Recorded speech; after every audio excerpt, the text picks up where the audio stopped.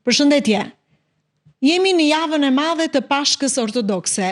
Kjo është arsyeja që ne do të zhvillojmë sot një bisedë në studio me teolog Dr. Themistokli Bambullën. Themistokli, mirë se erdhe. Ju falenderoj për ftesën, është kënaqësi që ndodhem pranë jush.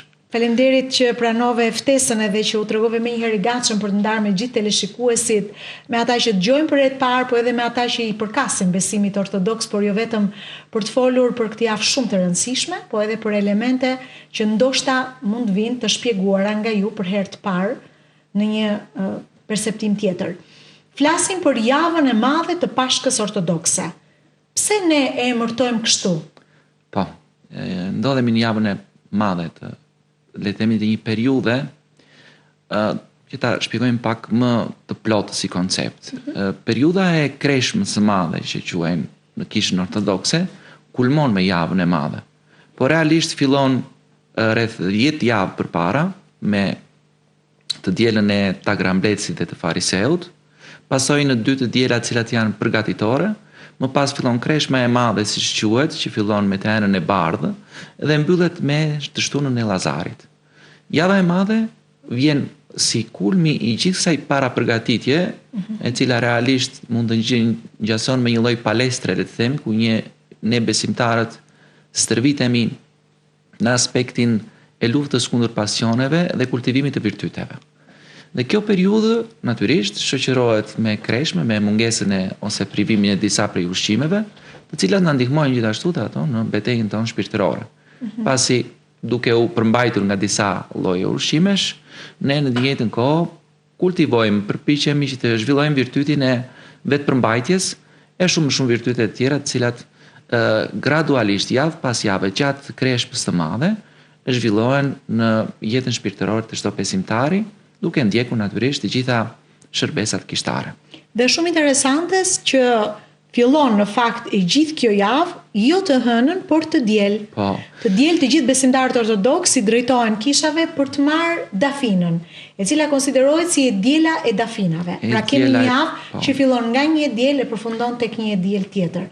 Pse quhet e diela e dafinave? Sepse atë ditë pasi kujtojmë ditën e shtunë, si thamë ngjalljen e Llazarit, ditën e diel Krishti shkoi në Jeruzalem, ku njerëzit me brohoritje, me gëzim të madh e pritën hyrjen e tij, duke shtruar palma, të cilat ne këtu i kemi në dafina, të sjella si tradit, dhe natyrisht shtronin dhe rrobat e tyre nga gëzimi i madh, duke thirrur gjithashtu i bekuar është ai që vjen në emrin e Zotit. Dhe natyrisht ne kujtojmë këtë ngjarje të rëndësishme, pasi që në momentin që Krishti hyri në Jeruzalem, filloi java e psimeve. Dhe natyrisht kisha gjatë çdo dite të kësaj jave na kujton të gjithë psimin e Krishtit, me qëllim reflektimin tonë për të kuptuar të njohur sa më mirë veten, por në të njëjtën kohë që të na japë dimensionin e plot të gjithë asaj vepre shpëtuese që realizoi Krishti nëpërmjet sakrificës së tij. Më konkretisht, ne fillojmë, natyrisht kisha vendosi për pjesëmarrje sa më të lartë, që shërbesat e mëngjesit që bëheshin për shembull të hënë të martët, të bëheshin një natë përpara. Kështu që të diel në mbrëmje ne kemi shërbesën e parë të dhëndrit, që quhet ndryshe. Dhëndri është Krishti. Nusja nuk është tjetër veç se populli besimtar, të gjithë ne besimtarët jemi shpirti ynë, si thua, lidhet përjetësisht me Krishtin, me dhëndrin, dhe kjo është ideja e natës së parë që fillojnë shërbesat e javës së madhe. Pra, java e madhe në thelb fillon që të diel në mbrëmje, që të diel në mëngjes, por të diel në mbrëmje i referohemi ngjarjeve konkrete, të cilat lidhen me veprën shpëtuese të Krishtit. Kujtojmë Josifin e gjithmirë, si quhet Nadiata e vjetër, i cili ishte një shembull jashtëzakonisht shumë i rëndësishëm pasi i ngjante Krishtit. Kujtojmë të enën që vjen në të njëjtën kohë, të enën pas të dielës në mbrëmje, sërish kryhet një shërbesë e dhëndrit. Gjithashtu dhe atje kujtojmë një shëmbëltyr të 10 virgjëreshave, e cila është e rritur përsëri me përgatitjen shpirtërore të besimtarëve, sepse ato virgjëresha, ato vajza që pristin Krishtin, lidhen me çdo besimtar, se disa besimtarë përgatiten dhe kanë vepra, disa besimtarë të tjerë thjesht mbeten në anën formale, dhe këto na kujton kisha atë natë që ne duhet të jemi besimtarë të cilët krijojnë vepra. Vepra të cilat njësojnë veprave të Krishtit gjithmonë. Gjithmonë ai është shembulli ynë. Dhe natyrisht edhe ditën e tretë të martë, mbrëmje, e cila bëhet mëngjesorja e të mërkurës në mëngjes, është një shërbes në të cilën ne kujtojmë gruan e përdale, e cila me lotët e saj shkoi dhe lau këmbët Krishtit, dhe në të njëjtë kohë ia fshiu me flokët e saj, duke ndjerë jashtëzakonisht shumë thellë se kë kishte përballë saj. Dhe këtu ja blen të përmendim që shpesh shpirtrat të cilët janë të dërmuar nga prullësia, e njohin më kollaj edhe Zotin, kanë aftësi më të forta, ndjenja më të forta në lidhje me çfarë ai na ofron dhe sa janë dhe më tepër mirënjohës natyrisht kur e kuptojnë këtë gjë. Të mërkurën, siç e dim të gjithë në Korç dhe si traditë e javës së madhe, është misteri e fjelis, një nga 7 misteret e kishës ortodokse, ku ne në misterin e fjelis vajisemi pasi lexohen 7 ungjij, ne kemi procesin e vajisjes. Vaj si element që në lartësi është konsideruar si një produkt i cili kishte veti shëruese, edhe një bazë ushqimore e rëndësishme. Dhe si rrjedhim, vajisja pasi kryen lutjet në misterin e fjelisë, vaji merr dhe cilësi të shërimit shpirtëror. Kështu që ne njohim në zhargonin popullor si mirosje, po faktikisht mirosja nuk është vajisje. Nga ndryshon? Sepse mirosja bëhet vetëm gjatë pagëzimit, nuk përsëritet. Që do të thotë, pra kjo ishte pyetja ime vazhdim, zotë Themistokli, pyes gjithkush mund të vajisat? Jo, vetëm pasi e pagëzuar. Po. Vetëm të gjithë ata që janë të pagëzuar e kanë të gjithë ata që janë të pagëzuar e marrin natyrisht vajin për shërim shpirti dhe trupi. Pra mundësia për ta marrë të themi këtë lloj shërbese në një farë mënyrë nëse quhet kështu. Misteri është vetëm për personat që janë pagëzuar. Nuk ka rëndësi gjinia nëse janë. Nuk ka rëndësi, jo, asnjëherë. Vetëm është që ti jesh antar i kishës. Pagëzimi presupozon që ti je antar i kishës ortodokse, dhe që në momentin që je antar i kishës ortodokse ndjek misteret e saj, ndjek jetën shpirtërore të saj dhe si rrjedhim merr ilaçet të cilat ofrohen. Si të themi që në momentin që viziton spitalin, në je i rregullt, merr dhe ilaçet të cilat që takojnë. Po, çfarë fshihet në fakt pas këtij numrit 7 mistereve? Po, janë misteret bazë të kishës. Nuk është se ka ndonjë të fshehtë të veçantë në anën aspektin simbolik, le të themi. Thjesht ato janë misteret të paracaktuara nga etrit, si misteret të cilat janë mjete shpëtuese për njeriu dhe që u themeluan dhe nga vetë Zoti, pagëzimi, mesha hyjnore, të cilën e kujtuam sot në mëngjes, dhe kështu me radhë. Pra, është një bisedë e thellë teologjike nëse e bënim duke analizuar çdo mister, por thjesht ne duhet të përqendrohemi në aspektin që nëpërmjet tyre ne kemi mundësinë që të marrim të gjitha ato sa na ofron besimi ynë për të pasur një jetë shpirtërore të shëndetshme me fruta dhe në fund të na ofrohet dhe shpëtimi. Do e thoja, të gjithë shkojmë edhe i drejtohemi të institucioni fetar, kishës, por shpesh herë në pjesën më të madhe njerëzit nuk njohin ato që ka ndodhur aty brenda. Është e vërtetë. Pra, më shumë i drejtohen për shkak të ndoshta nuk gjej fjalën e duhur turmë, po pjesës më të madhe se sa njohjes në vetvete. Pra, prandaj ju pyeta për ato 7 mistere. Pra, a duhet një besimtar të njohë këto 7 mistere? Patjetër që duhet të njohë. Kuptoj se çfarë bën? Çdo besimtar i cili është antar i kishës duhet të informohet vazhdimisht në lidhje me jetën shpirtërore kishtare. Dhe kjo është një nga detyrat minimale, ashtu siç informohemi për shëndetin tonë në aspektin e viruseve, të vaksinave të nevojshme e gjithçka tjetër, është e njëjti koncept dhe në aspektin shpirtëror. Nuk mundet dikush të jetë indiferent, të marrë një ilaç pa pyetur mjekun, apo jo. Edhe në të gjitha aspektet është pothuajse me njëjta mënyrë praktike e të përjetuarit.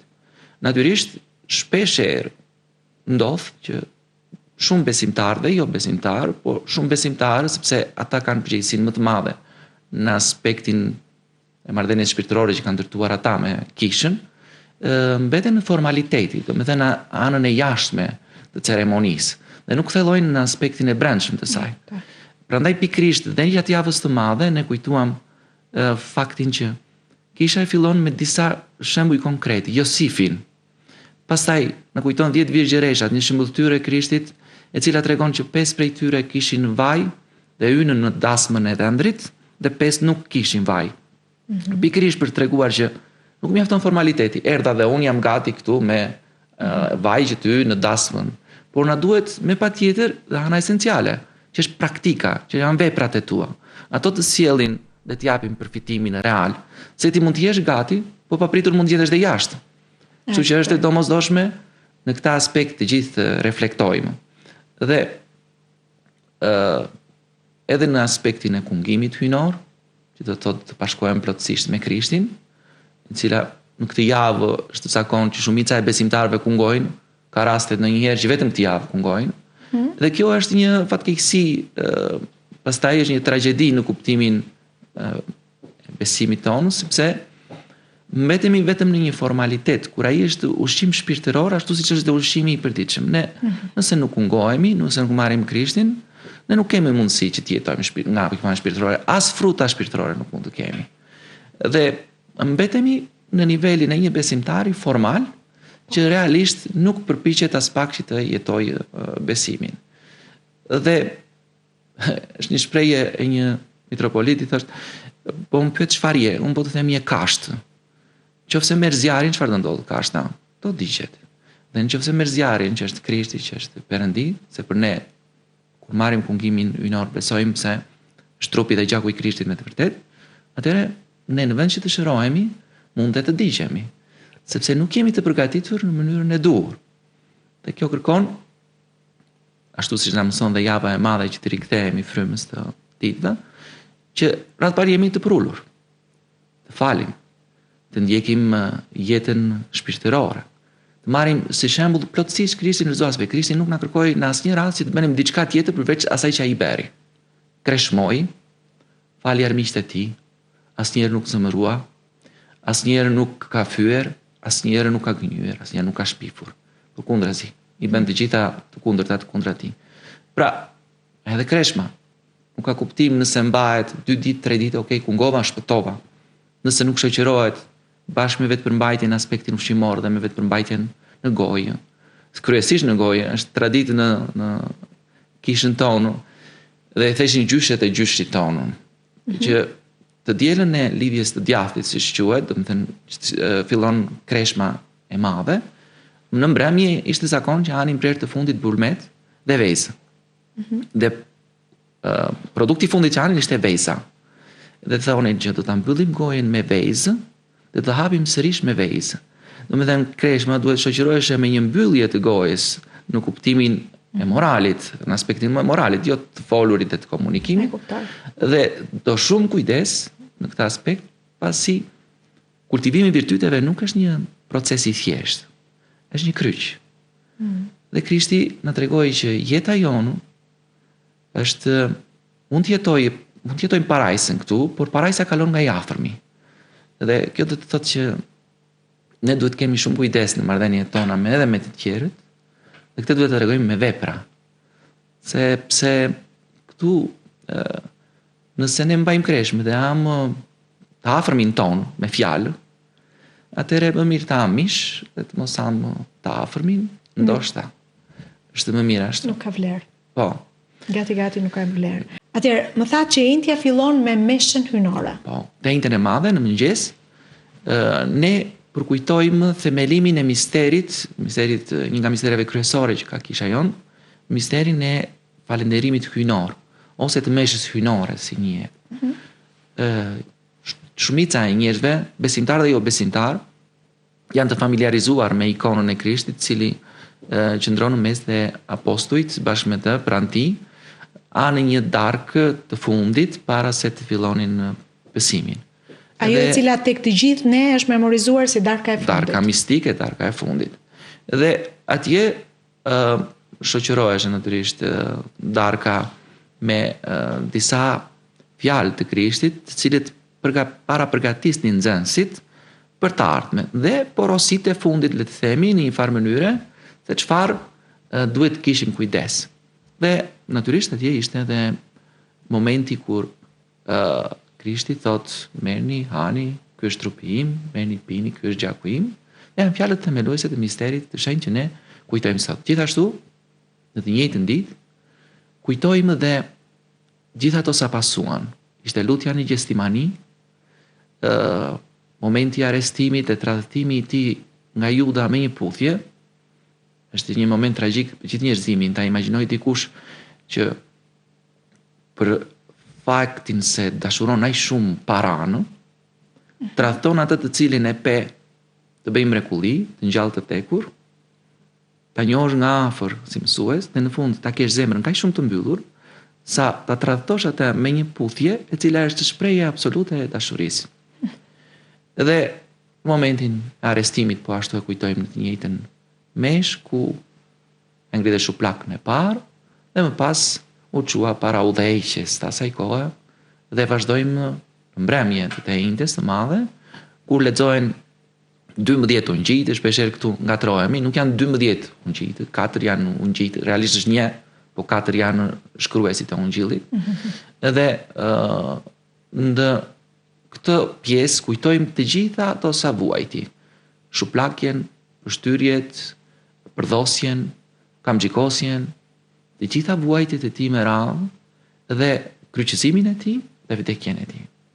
Dhe të gjitha këto paraqiten para nesh në shërbesin e mbrëmjes të njëjtës së madhe, dhe realisht nuk është një shërbes që thjesht kujton. Ne në të njëjtën kohë jemi prezente në kryqëzimin e tij, atëherë kur ndodhi. Prandaj nuk është një përsëritje, është një pjesëmarrje reale në kryqëzimin e Krishtit gjatë çdo shërbese që ne kryejmë, dhe sidomos në njëjtën e madhe dhe premten e madhe të Zezët, cila pason. Dhe realisht ne ndodhemi dhe jemi prezent në momentin që Krishti kryqëzohet, në momentin që Krishti torturohet nëpërmjet asaj shërbese. Pra, transferohemi në kohë dhe jemi prezent në atë ngjarje reale e cila ka ndodhur 2000 vjet përpara. Dhe natyrisht që edhe në këto momente duhet gjithmonë të reflektojmë për situatën në të cilën ne ndodhemi nga pikpamja shpirtërore, ne dhe gjithë njerëzimi. Duhet të reflektojmë sepse Krishti erdhi dhe u sakrifikua për ne, që të na jepte shembullin absolut të shprehjes së dashurisë. Shpreu në mënyrën më të, si themi, maksimale shprehjen e dashurisë. Pse? Sepse u sakrifikua për ne, sepse ne dolëm nga parajsa dhe Zoti na dha mundësinë sërish nëpërmjet sakrificës së tij që ne të rikthehemi, të kemi mundësi të shkojmë në parajsë. Çështja është që të rishkojmë në parajsë, duhet të kuptojmë gjendjen tonë reale. Prandaj, dhe gjatë javës të madhe kujtojmë edhe 3 shembuj pendimi. Një është Glaviria, e cila ishte një gruaja për dalë dhe që qante me lotë për mëkatet e saj. 2 ishte Shën Pjetri, i cili dhe ai e mohoi 3 herë por u pendua Krishtin. Kujtojmë dhe pastaj Ajdutin më vonë ditën e shtunë. Dhe 3 shembuj të cilët ishin ekstrem, si të themi, për shembull gruaja për dalë dhe Ajduti kishin bërë gjithçka. Por falen. Shpresa ekziston. Kushdo falet, por duhet të kuptojë njëherë situatën në të cilën ndodhet. Shërimi vjen vetëm kur ne kuptojmë situatën në të cilën ndodhemi. Nuk ka mundësi tjetër. Prandaj duhet të reflektojmë në lidhje me këto çaste të cilat ne jetojmë në kish dhe të kuptojmë se Krishti nuk u sakrifikua kot, u sakrifikua për të gjithë ne. Është në dorën tonë sa ne duam të marrim pjesë realisht në këtë lloj mënyrë jetese që të mund të krijojmë më pas dhe një parajsë si brenda vetes, ashtu edhe rreth nesh. Ndërkohë, ajo që të gjithë në fakt e njohim si emër tim, e kuptojmë që ajo është një ditë e zymë, ndonjëherë na shoqërohet edhe me vin disa elemente edhe nga vetë koha. Flasim për të premten e zezë që jo pak herë shoqëruar edhe me reshjeshiu, me vranësira, është diku një lidhje e e pashpjegueshme ajo që ndodh. Po, e premtja e madhe, premtja e zezë, është një nga ditët si të themi kur të gjithë ne si besimtarë reflektojmë sepse kujtojmë heqjen, zbritjen nga kryqi të Krishtit, ka shërbesa të zgjatura ku ne në të njëjtën kohë lutemi për mëshirën e tij dhe pason mbas ditën e të premtes varimi i tij, kur ne tradicionalisht sipas traditave lokale disa dikur bënin një rrotullim 3 herë rreth kishës, ndërsa ne bëjmë një rrotullim të qytetit me trupin e Krishtit, i cili vendoset epitafi është trupi i Krishtit pasi zbritet nga kryqi të premte në mëngjes. Epitafi është trupi i tij i cili vendoset në një arkivol i cili zbukurohet me lule, ashtu ajo që shikojmë ne të zbukuruar me lule është arkivoli i tij, dhe trupi i tij i shenjtë i cili shenjtëron gjithçka që ndodhet drejt tij, prandaj dhe e ka tradit kisha dhe e nderon, të gjithë shkojmë në një kortezh mortor, realisht, nuk shkojmë në një kortezh ku bëjmë muhabete të kota, sepse shpeshherë fatkeqësisht dhe kortezhi mortor i Krishtit nuk e di nëse dikush kur i vdes një afërm i tij ka dëshirë të bisedoj për diçka kot përveç se të mendoj për humbjen e atij njeriu i cili ka pranë. Është e njëjta ndjenjë që duhet na pushtojë dhe ne, dhe natyrisht kjo transmetohet në përgjithësi dhe nga shërbesat po dhe nga të gjithë besimtarë, që po varrosim njeriu tonë më të afërt, por me shpresën gjithmonë që ditën e tretë ai do të ngjallet, me besimin që ditën e tretë ai do të ngjallet. Dhe trupi i tij, i cili për ne në qytetin e Korçës bëhet një ceremoni madhështore, ashtu siç ka ije, përfundon sërish në katedrale, në ngjallja dhe në gjitha kishat, ku vendoset sërish në brenda në. Kur fillon ajo që konsiderohet si një lloj heshtje pas varimit të trupit të Jezu Krishtit? Është e shtuna në mëngjes? Realisht i gjithë periudha është heshtje. Ne do me thënë, si të themi, fjalët gjatë periudhës së Pashkës, gjatë periudhës së Kreshmës së Madhe, po sidomos gjatë javës së Madhe, duhet të jenë të numëruara në përgjithësi. Ajo që duhet bëjmë është vazhdimisht të mendojmë në lidhje me mëkatet tona. Edhe në kulmi natyrisht është e premtja e madhe kur ne përsëri mendojmë që Krishti ai erdhi për ne dhe u varros për mëkatet tona. Kjo duhet ta bëjë akoma më të heshtur dhe më shumë reflektues në lidhje me çfarë duhet bëjmë ne për veten tonë. Gjithçka lidhet me çfarë dëshirojmë ne të bëjmë me veten tonë, për veten tonë. Krishti na i dha mundësinë. Erdhi. Tani na mbetet ne në dorë se çfarë do të dëshirojmë të bëjmë. Dhe pas 3 ditësh kemi procesin e ringjalljes. Në fakt, nëse natyrisht është gati një fest për besimtarët ortodoks, mesnata aty ku këmbanat në fakt lajmërojnë rikthimin e shpëtimtarit të tyre. Në teologjinë ortodokse, si përkufizohet shpëtimi dhe çfarë roli ka njeriu në të? Shpëtimi përkufizohet në këtë mënyrë. Në radhë të parë njëherë Krishti erdhi dhe na dha mundësinë ne që pas daljes nga parajsa të dy njerëzve të parë, e vetmja mundësi që të riktheheshim në parajsë ishte një lloj sakrifice, njeriu i cili të ishte perëndinjeri, siç ishte Krishti, dhe le të themi i palindur në mënyrë normale, sepse ashtu si Adami u krijua nga Zoti, Krishti kishte një lindje binatyrale, në cila nuk ishte vjen nga marrëdhënia e lindjes siç linden të gjithë njerëzit e tjerë, dhe duke pasur të dyja këto natyra, kishte mundësinë që pasi të shkonte në ferë, të predikonte në ferë, dhe atë e kujtojmë dhe të shtunën e madhe, dhe pas predikimit në ferë, të gjithë ata që besuan, theu me forcën e tij si Zot dyert e ferit, dhe të gjithë ata që ndoqën shkuan në parajsë. Në të njëjtën kohë, u ngjall dhe trupërisht, pasi ngjallja nuk është vetëm shpirtërore, është dhe trupore, dhe prandaj ne themi vetëm ngjallje, jo ringjallje, pasi ngjallja e Krishtit ndodhi dhe të gjitha, le të themi, trupi i tij dhe mënyra se si tashmë ai ndodhi i ngjallur, nuk është më në mënyrën e vjetër, siç jemi ne sot, por me një trup tjetër që nuk i nënshtrohet nevojave, pasioneve e aspekteve të tjera që kemi ne këtu, dhe prandaj themi ngjallja e Zotit. Dhe ne natyrisht presim këtë lloj ngjallje. Pra një ngjallje e cila është shpëtuese, pasi ne shpëtojmë nga të gjitha këto problematika që ne kemi sot, si njerëz, me pasionet tona, me problematikat tona, dhe ndodhemi pranë Zotit, ku atje ndodhet gjithë gëzimi, gjithë ngazëllimi i njeriut. Pra, prezenca e Krishtit në vetvete është parajsa dhe atje dëshirojmë që të gjithë të shkojmë pranë Krishtit të ngjallur.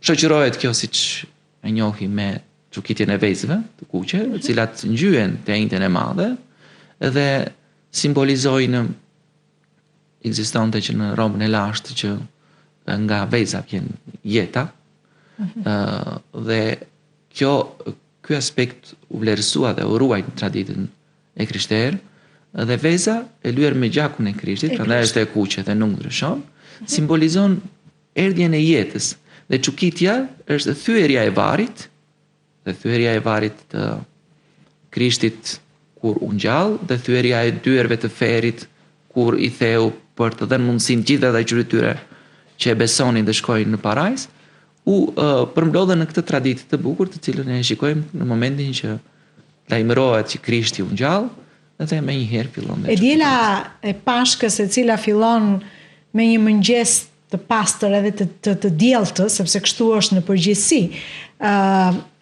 shoqërohet me drekën që në tavolinë ka patjetër verën e kuqe, duhet domosdoshmërisht të jetë një verë e kuqe dhe mishin e qengjit. Simbolikat janë dy simbolika. Janë sjellë sepse këto simbolika do të ruajnë, le të themi, jeta është ndërtuar në këtë formë të tillë, jeta e krishterë, që ngjarjet reale së bashku me simbolikat të ndërthuren që të na kujtojnë vazhdimisht atë të cilën Krishti bëri për ne.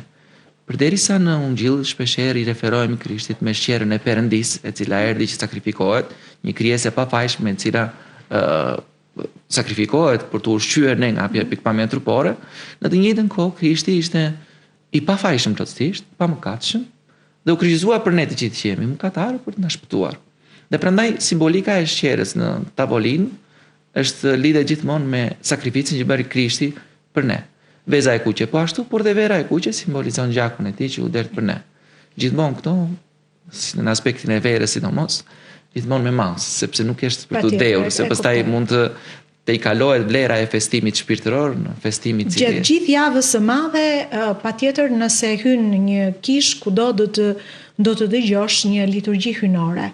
Pse liturgjia hynore është kaq e rëndësishme për besimin ortodoks? Pra është qendrore, si një lloj kolona. Qendër e jetës shpirtërore. Pasi ne atje marrim dhe produktin bazë, trupin dhe gjakun e Krishtit, ashtu siç e thamë dhe më parë, që në momentin që në këtë mister ne na jepet ushqimi kryesor i jetës tonë të përditshme, i cili ama nuk merret i papërgatitur, kërkon përgatitjen, marrim pjesë në misterin e rrëfimit, më përpara, të pendimit, domethënë, dhe më pas kungohemi, pikërisht për këtë arsye ajo përbën dhe qendrën e jetës liturgjike të çdo javë. Pasi nevoja shpirtërore tona nuk janë një herë në vit, janë të përditshme. Dikur të krishterët kungonin jashtëzakonisht shumë shpesh, bile bënin rrëfim publik, por më pas, për arsye të vështirësive që lindën, kisha jon i përshtatit disa aspekte të jetës shpirtërore në mënyrë praktike, me qëllim që të jenë më të lehta për besimtarët. Zotë Themistokli, unë shfrytëzoj dhe rastin që të kam për herë të parë në studio, të të pyes edhe për te javës së madhe. Çfarë rëndësie kanë ikonat dhe pse besimtarët ortodoks i nderojnë ato? Ne nderojmë jo ikonën, as drurin, as bojrat, dikur në kohën e monizmit kur u shpall ateist Shqipëria, thuheshe që ne nuk nderojmë shittori, po nderojmë artistin dhe bojrat. Ne në të kundërt nderojmë personin i cili është i paraqitur, por nderimi nuk shkon tek druri as tek bojrat, por tek personi i cili ndodhet në qiell. Pra, sot në botën që jetojmë është pak më e lehtë për ta shpjeguar për njerëzit, dikur ishte më e komplikuar, sepse ne kemi një celular për shembull, dhe mund të flasim me dikë sot nga kudo. Dhe të shikojmë dhe në një të kohë imazhin dhe të themi dhe gëzuar ditëlindjen, ta urojmë dhe gjithçka tjetër. Ikona për ne është mjeti komunikues me prototipin. Pra, është sikur lidhemi nëpërmjet ikonës me një celular me prototipin e cili ndodhet larg nesh dhe nuk kemi mënyrë tjetër si ta afrohemi. Dhe kërkojmë ndërmjetësimet e tij sepse derisa shenjtorët e kënaqin Krishtin, fituan parajsën dhe ndodhen pranë tij, kanë një afrimitet më të madh. Është si të themi, i lutemi një miku të një miku që të na mëshirojë në një farë mënyrë. Tani unë jam e bindur që këtë bisedë nuk e ndjekin vetëm besimtarët ortodoks, po njerëz të gjitha besimeve. Si e trajton ortodoksia çështjen e vuajtjes dhe të keqes në botë, duke patur parasysh edhe atë çka ndodh sot? Po. Vuajtja dhe mëkati ynë në botë që në momentin që ne dëshiruam që të mos ishim në prezencën e Zotit. Që në momentin që menduam që mund të jetonim pa ata, që në momentin që bëmë mosbindjen e parë, kur ai na kërkoi diçka, dhe ne kërkuam që të largohemi që atje, që në ato momente u krijua në botë dhe vuajtja dhe mëkati, sepse njeriu që në momentin që nuk është në prezencën e atij i cili e mbron dhe merr jetën nga ai, nuk mundet që të jetojë në një mënyrë normale. Ta themi pak më thjesht për njerëz. Nëse një fëmijë i vogël kërkon të jetojë larg prindërve dhe braktis shtëpinë e tij dhe nuk ndodhet më në përkujdesjen e tyre, çfarë do vëgjej përpara? Vështirësi, vuajtje, mungesë në çdo aspekt, dëshpërim e të tjera. Larg dashurisë, larg mirësisë, atëherë. Që mund ta çojë edhe në. Po. Dhe si rrjetim, gjithë kjo largësi sjell dhe degenerim, devijim të natyrës njerëzore, që në momentin që nuk jemi pranë Zotit, ne devijuam dhe automatikisht krijuam situata të cilat sjellin vuajtje, luftra, sepse na mungon dashuria. Dhe më kryesorja që marrim ne nga Zoti ishte shembulli konkret tani përpashkë është dashuria absolute. Nuk kemi më dëshirë të sakrifikohemi për njëri tjetrin, nuk e shikojmë të afërmin si imazhin e Krishtit, si imazhin e Perëndis, po e shikojmë shpeshherë si armik. Dhe kjo vjen pikërisht për nga kjo situatë, pasi ne u larguam nga prezenca e Zotit dhe mungesa e Zotit detyrimisht sjell një degenerim të natyrës tonë. Dhe vuajtja dhe mëkati në botë është një zgjedhje që ne fatkeqësisht ndoshta pa e kuptuar e kemi bërë vetë. Nuk është se na i ka sjellë Perëndia. Perëndia nuk ka asnjë fajda, asnjë përgjegjësie për këtë situatë ku ndodhemi ne.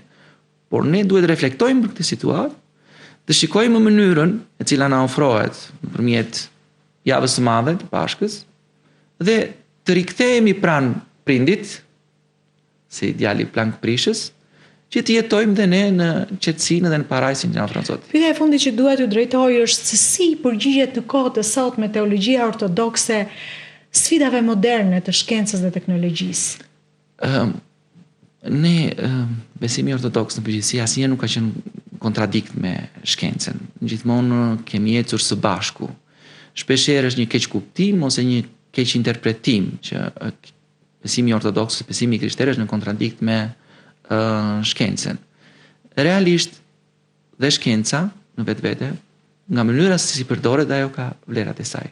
Brenda besimit ortodoks, jeta shpirtërore ortodokse mund të ndihmojë që edhe shkenca të përdoret në mënyrën e drejtë, pasi që në momentin që njeriu degeneron, devijon nga natyra e tij reale, shpeshherë ndodh që edhe shkenca të mos përdoret ashtu siç duhet. Dhe sot, për shembull, teknologjia moderne, ne mund ta përdorim në mënyrën më të mirë të mundshme, në mënyrën më konstruktive të mundshme, por fatkeqësisht zgjedhim shpeshherë ta përdorim në mënyrën më të keqe. Të devijojmë. Kemi vartësi, jetojmë nëpërmjet saj në një errësirë, të cilën duhet ta largojmë, dhe në vend që ta përdorim ashtu siç duhet, ne dëmtojmë veten dhe të tjerët rreth nesh. Përveç se dua të të falenderoj për gjitha shpjegimet dhe pse jo të ftoj edhe një bisedë tjetër më të zgjeruar në fakt, pse jo t'i drejtojmë të gjithë besimtarëve ortodoks një urim. Po, urimi im është dhe për vete dhe për çdo besimtar, sepse të gjithë jemi në të njëjtën situatë shpirtërore. Është që të zbulojmë me të vërtet Krishtin, të zbulojmë dhe të kuptojmë mirë se çfarë bëri ai për ne, dhe të kuptojmë se ai nga dashuria e madhe u sakrifikua për ne, dhe ne kemi për detyrë të ngjajmë atij dhe ta shprehim këtë lloj dashurie me vepra ndaj të afërmit tonë. Sepse sot më tepër se kur nuk ka nevojë për fjalë, shpeshherë dhe fjalët tona, nëse nuk shoqërohen me vepra, janë pa kuptim. Duhet t'i shoqërojmë, t'i bashkangjitim, ashtu si dhe Krishti. fjalë dhe vepra. Të falenderoj shumë. Edhe ju Falenderoj uroj unë. gëzuar Pashkën. Pashkë të bekuara të kemi të gjithë. Faleminderit. Faleminderit. Ishim në një bisedë për këtë javë të madhe të Pashkës ortodokse, po jo vetëm, me teologun doktor Themistokli Bambullën. Do të rishihemi në bisedat e tjera.